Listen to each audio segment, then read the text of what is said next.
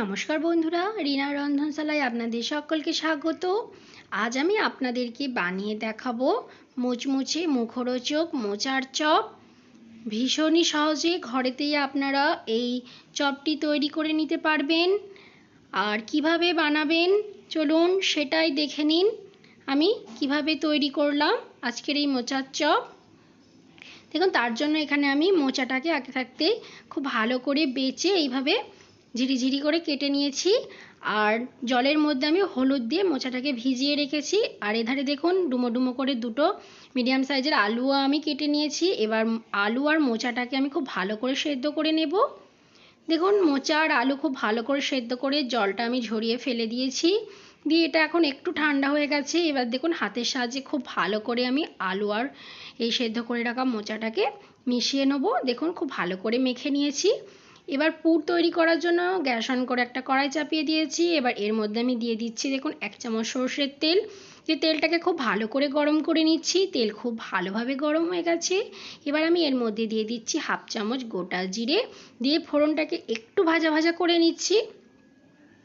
দেখুন ফোড়নটা ভেজে নেওয়া হয়ে গেছে। এবার যে মোচা আর আলুটাকে সেদ্ধ করে আমি মেখে রেখেছিলাম সেইটাই এর মধ্যে আমি দিয়ে দেব। দেখুন দিয়ে দিয়েছি। এবার আমি এর মধ্যে দিয়ে দিচ্ছি 1 চামচ আদা আর কাঁচা লঙ্কা বাটা।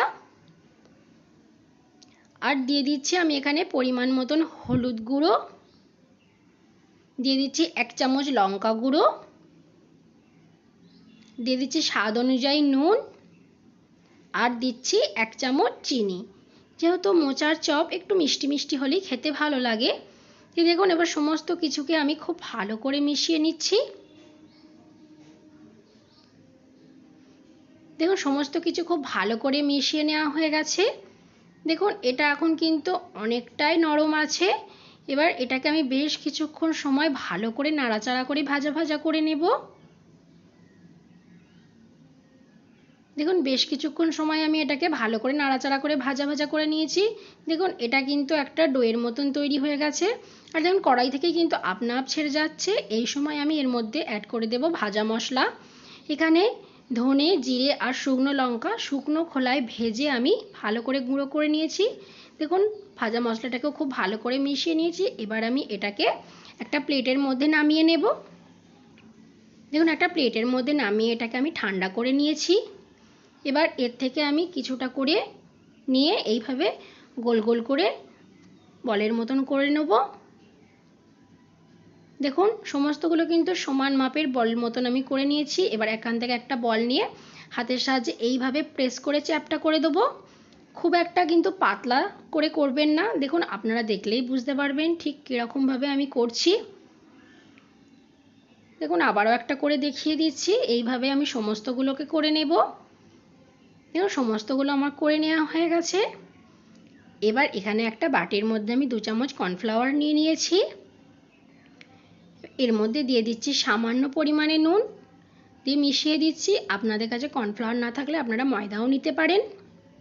এবার এর মধ্যে আমি অল্প অল্প করে জল দিয়ে এর একটা পাতলা ব্যাটার আমি করে নেব।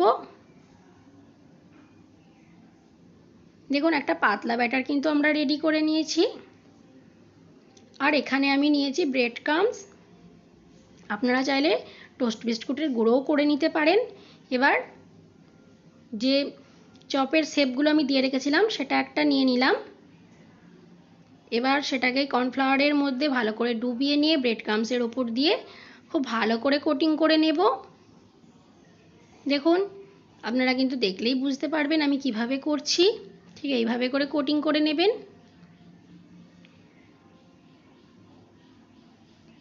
আবারও একবার আমি এটাকে এই কর্নফ্লাওয়ারের জলটার মধ্যে গুলিয়ে নেব। দেখুন আবারও একবার ডিপ করে নিচ্ছি, দিয়ে আবারও খুব ভালো করে ব্রেড ক্রাম্বসের মধ্যে কোট করে নেব। এই প্রসেসটাকে আমি দুবার করে করছি, কারণ দুবার করে করলে কিন্তু চপগুলো খেতে ভীষণই ভালো লাগবে আর ভীষণই মুচমুচে হবে। দেখুন এইভাবে আমি সমস্তগুলোকে করে নেব।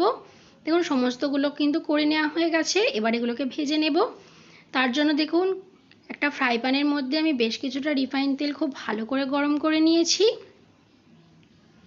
দেখুন তেল খুব ভালো করে গরম হয়ে গেলেই কিন্তু এবার গড়ে রাখা চপগুলো আমি এর মধ্যে দিয়ে দেব। আর গ্যাসের ফ্লেমটা কিন্তু লো টু মিডিয়ামে করে দেব। দেখুন সবগুলো দিয়ে দিয়েছি। এবার একটা দিকে আমি 2 মিনিট মতন হতে দেবো। দেখুন মিনিট 2 হয়ে গেছে। এবার আমি এগুলোকে অপর দিকটা করে উল্টে দিচ্ছি। আর অবশ্যই কিন্তু গ্যাসের ফ্লেমটা লো টু মিডিয়ামে রাখবেন। লো টু মিডিয়ামে রাখলেই কিন্তু চপগুলো ভীষণ মুচমুচে হবে। দেখুন চপগুলো দুটো দিকে কিন্তু খুব ব্রাউন করে ভেজে নেওয়া হয়ে গেছে। এবার আমি একটা প্লেটের মধ্যে তেল ছড়িয়ে তুলে নিয়েছি। তৈরি হয়ে গেছে আমাদের মুচমুচে মুখরোচক মোচার চপ। তো বন্ধুরা, আমার এই রেসিপিটা কেমন লাগলো কমেন্টে অবশ্যই জানাবেন। ভিডিওটা ভালো লাগলে একটা লাইক করে আমার চ্যানেলটিকে সাবস্ক্রাইব করে দেবেন। আজকের মতন এই পর্যন্তই। ধন্যবাদ।